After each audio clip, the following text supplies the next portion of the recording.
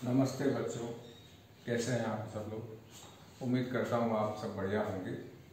तो हमने जो इससे पहले जो पढ़ा था, हम पढ़ रहे थे ideal and non ideal solution. इसमें हमने मेरे पहले वीडियो में पढ़ा था कि आइडियल सॉल्यूशंस की डेफिनेशंस क्या है, क्या कंडीशंस होने पर वो आइडियल होंगे, उनके एग्जाम्पल हमने पढ़ा। वो जो ग्राफिकल रिप्रेजेंटेशन था वो हमने पढ़ लिया है। आज हमारा जो टॉपिक है वो है नॉन आइडियल सॉल्यूशन। और मैंने आपको वहां भी समझाया था कि इनकी जो बेसिक थीम है वो है अट्रैक्शन। जब हम किन्हीं दो कंपोनेंट्स को मिक्स करते हैं तो उनके मिक्स करने के बाद जो अट्रैक्शन है वो डिसाइड करेगा कि वो आइडियल होंगे या नॉन आइडियल होंगे। तो हम बच्चों यहां चलते हैं।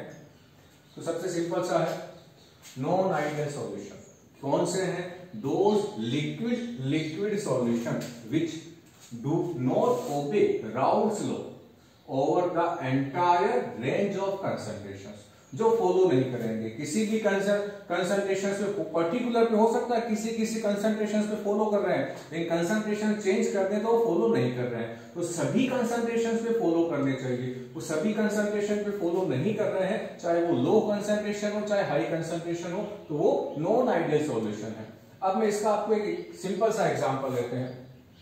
मान लो इस फर्स्ट कंटेनर में कंपोनेंट ए है, तो यहां से जो सारे जो पार्टिकल्स हैं वो ए के होंगे। जो सेकेंड कंटेनर हमारे पास है इसमें सारे कंपोनेंट बी है और यहां सारे पार्टिकल बी के होंगे। तो यहां ए और ए पार्टिकल्स के बीच जो इंटरेक्शंस है उसको हमने कह दिया ए ए इंटरेक्शन।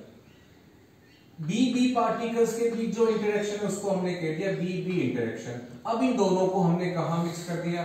तीसरे कंटेनर में। तीसरे कंटेनर में मिक्स करते ही क्या बन गया हमारा? ये सॉल्यूशन बन गया।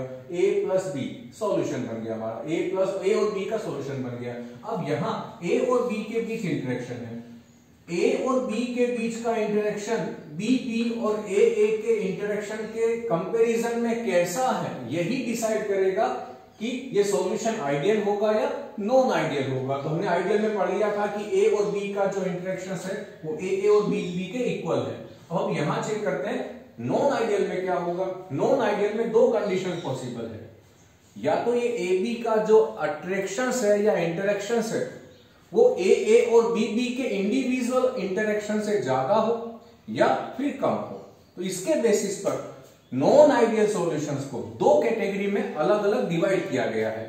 पहली कैटेगरी है पॉजिटिव डेविएशन, जो राउल्ट्स लॉ से पॉजिटिव डेविएशन शो करते हैं, और सेकंड है कि जो राउल्ट्स लॉ से नेगेटिव डेविएशन शो करते हैं। तो non ideal solution two types के हैं, positive deviations and negative deviations. और ये जो दोनों टाइप है किसके ऊपर बेस्ड है? अट्रैक्शंस कैसा है ए बी में, ए से ज्यादा है या ए और बी से कम है। अब हम लोग आते हैं यहां पर बच्चे काम की चीज है। On the basis of magnitude of AB interaction with reference to AA and BB, non-ideal solutions further can be classified as, first हमारे पास है showing negative deviation from Raoult's law। तो यहाँ नेगेटिव का मतलब क्या है? यहाँ नेगेटिव का मतलब है कि यहाँ तीन चीजें नेगेटिव होगी। क्या क्या नेगेटिव होगी वो तीन चीजें? नंबर वन होगा मिक्सिंग, नंबर वन है डेल मिक्स H नेगेटिव होगा, डेल मिक्स V नेगेटिव होगा, और जो टोटल प्रेशर आएगा वो कम आएगा जितना आना चाहिए राउल्ट्स लॉ के अकॉर्डिंग। तो ये तीनों चीजें नेगेटिव का मतलब इन तीनों चीजों की वैल्यू नेगेटिव आएगी, लेकिन एक चीज ऐसी है जो बढ़ जाएगी।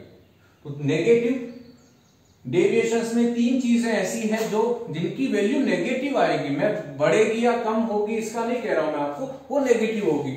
उनकी जो आंसर है वो नेगेटिव आएगा, लेकिन एक चीज ऐसी है जो बढ़ जाएगी, वो है अट्रैक्शन फोर्स। ए कंपोनेंट ए और कंपोनेंट बी को मिक्स करने के बाद ए और बी के बीच का जो इंटरेक्शन है वो ए और बी से ज्यादा है, उस कंडीशन में ये डेविएशन कहलाता है नेगेटिव डेविएशन। तो यहां देखें, if the magnitude of attraction force between A B is greater than A and B B, ये इसकी कंडीशन है। कब होगा ये नेगेटिव डेविएशन? जब ए और बी का इंटरेक्शन ज्यादा हो। Second point, In this case, the attraction force between AB is more than parent. Thus, energy is released after mixing A and B. इसीलिए ये प्रोसेस कैसे होते हैं बच्चों? ये प्रोसेस डेल मिक्स इनका जो है वो नेगेटिव होता है, यानी ये एक्सोथर्मिक होते हैं बच्चों। ये प्रोसेस एक्सोथर्मिक होंगे। एक्सोथर्मिक का मतलब है कंपोनेंट ए और बी को मिलाने के बाद जो सॉल्यूशन होगा उसका टेम्परेचर थोड़ा सा ज्यादा हो जाएगा। कितना ज्यादा होगा ये डिपेंड करेगा अट्रैक्शन कितना ज्यादा है। तो कॉमन चीज याद रखना, del mix H A B जो है उसकी वैल्यू नेगेटिव है। इसका मतलब सॉल्यूशन का जो टेम्परेचर है वो ज्यादा होगा, क्योंकि जो एनर्जी रिलीज होगी उसको सॉल्यूशन एब्जॉर्ब कर लेगा। दूसरा पॉइंट, ये पहला है नेगेटिव में। सेकंड यहां पे आ जाते हैं, अट्रैक्शन ज्यादा हो गया है। यदि अट्रैक्शन ज्यादा होगा तो पार्टिकल्स के बीच, ए और बी पार्टिकल्स के बीच अट्रैक्शन ज्यादा है तो उनके बीच की जो इंटर पार्टिकल डिस्टेंस है वो कम हो जाएगी। कम होगी तो ए और बी को मिलाने के बाद जो उनका वॉल्यूम है वो थोड़ा सा कम हो जाएगा। अब वॉल्यूम कैसे कम होगा? मान लो हमने ए जो है उसको 1 लीटर लिया, कंपोनेंट बी को भी हमने 1 लीटर लिया। दोनों ए और बी कंपोनेंट को जब हमने मिक्स किया कंटेनर थर्ड में तो ये होना चाहिए 2 लीटर, क्योंकि 1 लीटर हमारे पास क्या था ए, 1 लीटर क्या था बी, तो टोटल सॉल्यूशन का वॉल्यूम कितना आना चाहिए 2 लीटर। लेकिन ये 2 लीटर से थोड़ा सा कम होता है। कितना कम होगा ये डिपेंड करेगा अट्रैक्शन कितना है। तो इंटर पार्टिकल डिस्टेंस कम हो जाती है क्योंकि अट्रैक्शन बढ़ जाता है, इसलिए इनका डेल मिक्स भी नेगेटिव आएगा। नेगेटिव का मतलब कम हो जाएगा मिक्स करने के बाद। और तीसरी चीज, अट्रैक्शन ज्यादा है तो इसमें होगा क्या, इनमें वेपर में चेंज होने की टेंडेंसी कम हो जाएगी, क्योंकि इनमें अट्रैक्शन ज्यादा है, वेपर में कम चेंज होंगे। वेपर में कम चेंज होंगे तो इनका जो वेपर प्रेशर है जितना आना चाहिए राउंड फ्लो से उससे कम आएगा। तो 3 चीजें बच्चों है यहाँ पर। फर्स्ट क्या है कि ये del mix B negative, del mix H negative और पीटी जो है वो कम होगा। अब इसके हम कॉमन एग्जांपल चेक कर लेते हैं और मेरा जो अगला वीडियो आएगा उसमें हम इसका ग्राफिकल मेथड पढ़ेंगे और ये पढ़ेंगे कि ये किस तरह से हम डिसाइड कर सकते हैं कि किसी भी सॉल्यूशन में जो हम कंपोनेंट ए और बी मिक्स करते हैं उनमें नेगेटिव डेविएशन होगा या पॉजिटिव डेविएशन होगा।